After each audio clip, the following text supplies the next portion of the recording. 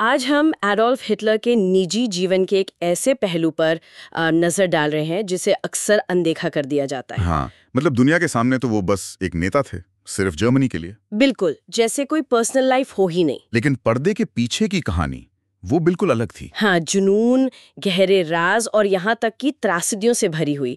हमारे पास जो जानकारी है वो इसी छिपी हुई दुनिया को थोड़ा खोलती है। तो चलिए इसी को थोड़ा और समझते हैं।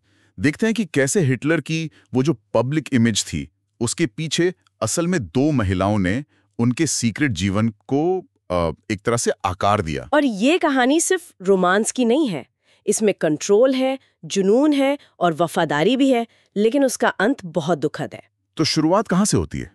पहली महिला कौन थी? शुरुआत होती है गेली राउबल से। रिश्ते में हिटलर की भतीजी लगती थी। अच्छा, भतीजी। बात उनके अपार्टमेंट में रहती भी थी। हिटलर शुरू में उनकी तरफ आकर्षित हुए, लेकिन वो उसने जल्दी ही कुछ और बन गया। कुछ और मतलब किस तरह का? मतलब वो उसने एक किस्म की जुनून और अधिकार में बदल गया। वो गेली की जिंदगी के हर पहलू को कंट्रोल करना चाहते थे। हर पहलू को? जैसे वो किससे मिल रही हैं, कहाँ जा रही हैं, सब पर हिटलर की नजर। वो नहीं चाहते थे कि गेली दूसरे मर्दों से मिले। गेली आजादी चाहती थी, अपनी जिंदगी, लेकिन हिटलर का कंट्रोल बहुत ज्यादा था। हाँ, बहुत ज्यादा। और इसी वजह से रिश्ता बहुत तनाव भरा हो गया। तो फिर क्या हुआ? इसका अंत कैसे हुआ? अंत दुखद था। सितंबर 1931 में गेली हिटलर के म्यूनिक अपार्टमेंट में मृत पाई गई। गोली लगी थी। ओह, तो क्या ये... आधिकारिक तौर पर तो इसे आत्महत्या कहा गया, लेकिन हालात इतने अजीब थे कि सवाल बहुत उठे। क्या सच में आत्महत्या थी या कुछ और? ये रहस्य आज तक पूरी तरह सुलझा नहीं है। कहते हैं कि हिटलर अंदर तक हिल गए थे। उन्होंने गेली का कमरा सालों तक बंद रखा, जैसे कोई स्मारक हो। किसी को अंदर जाने नहीं दिया। मतलब वो इसे भुला नहीं पाए? बिल्कुल नहीं। वो अक्सर कहते थे कि गेली ही एकमात्र महिला थी जिनसे उन्हें प्यार था, कि कोई उनकी जगह नहीं ले सकता। गेली की मौत उनके लिए एक स्थायी दुख बन गई, शायद अपराध बोध भी। एक अनसुलझी पहेली। तो गेली के बाद फिर कौन आया हिटलर की जिंदगी में? गेली के बाद आई ईवा ब्राउन, और वो गेली से बिल्कुल अलग थी। कैसे अलग थी? ईवा म्यूनिक की एक दुकान में काम करती थी। बहुत यंग थी, शायद 17 साल की, जब हिटलर उनसे मिले। जहां गेली जिंदा दिल और थोड़ी मुखर थी, वहीं ईवा शांत थी, धैर्य वाली थी और पर्दे के पीछे रहने को तैयार थी। पर्दे के पीछे मतलब ये रिश्ता भी सीक्रेट था? हाँ, और ये ज्यादा लंबे समय तक चला। 10 साल से भी ज्यादा ईवा हिटलर की सीक्रेट पार्टनर रही। 10 साल? ये कैसे मुमकिन हुआ? मतलब जर्मनी का फ्यूरर और किसी को पता नहीं? यही तो बात है। पब्लिक इमेज तो यही थी कि हिटलर देश के लिए समर्पित हैं, प्यार मोहब्बत जैसी चीजों से ऊपर। लेकिन निजी तौर पर बर्गहोफ में उनके घर पर छोटे से सर्कल में ईवा हमेशा उनके साथ थी। लेकिन उनकी वफादारी वो कैसी थी? उनकी वफादारी कमाल की थी, लगभग अंधी श्रद्धा कह सकते हैं।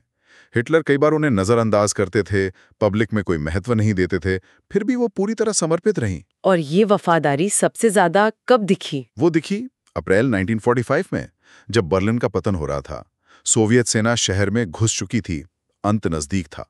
हिटलर अपने बंकर में थे। हाँ, वो आखिरी दिन। ज्यादातर लोग भाग रहे थे, जान बचा रहे थे, लेकिन ईवा ब्राउन ने बर्लिन आने का फैसला किया, हिटलर के पास बंकर में। उन्होंने हिटलर को छोड़ने से इनकार कर दिया। वाकई?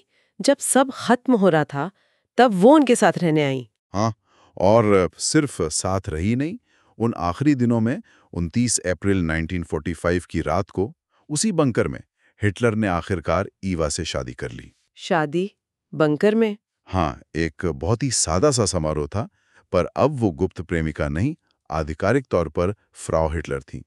शायद इसी पहचान का वो बरसों से इंतजार कर रही थी। लेकिन ये शादी तो बस नाम की ही रही, कुछ ही घंटे चली शायद। हाँ, अगले ही दिन 30 अप्रैल 1945 को दोनों ने एक साथ आत्महत्या कर ली।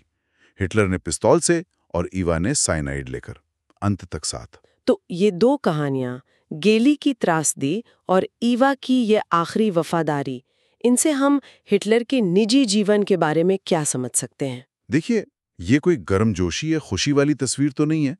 ये दिखाती है कि कैसे सत्ता, कंट्रोल का जुनून और अपनी इमेज बनाने की जिद वो निजी रिश्तों को भी बिगाड़ सकती है, विकृत कर सकती है। मतलब गेली का अंत शायद हिटलर के उसी कंट्रोल का नतीजा था। शायद, और ईवा की वफादारी वो शायद एक ऐसे व्यक्ति के प्रति समर्पण थी जिसे वो बहुत ऊंचा मानती थी, चाहे असलियत कुछ भी हो। ये दिखाता है कि जो आदमी कहता था कि वो सिर्फ जर्मनी का है, वो असल में अकेला नहीं था। 2 महिलाओं ने उसके छिपे हुए दिल को छुआ था, एक दुखद अंत के साथ, दूसरी अंत तक वफादार रहकर। ये सोचना वाकई अजीब है कि एक व्यक्ति जो पब्लिक में इतना पावरफुल और कंट्रोल में दिखता था, उसके निजी जिंदगी इतने विरोधाभासों, जुनून और त्रासदियों से भरी हो सकती है। हाँ, बिल्कुल। और ये सवाल भी उठता है कि क्या ऐसी चरम सत्ता के माहौल में पनपने वाली वफादारी सच में सच्ची हो सकती है, या वो भी कहीं ना कहीं उसी शक्ति के असर का एक रूप है। ये सोचने वाली बात है।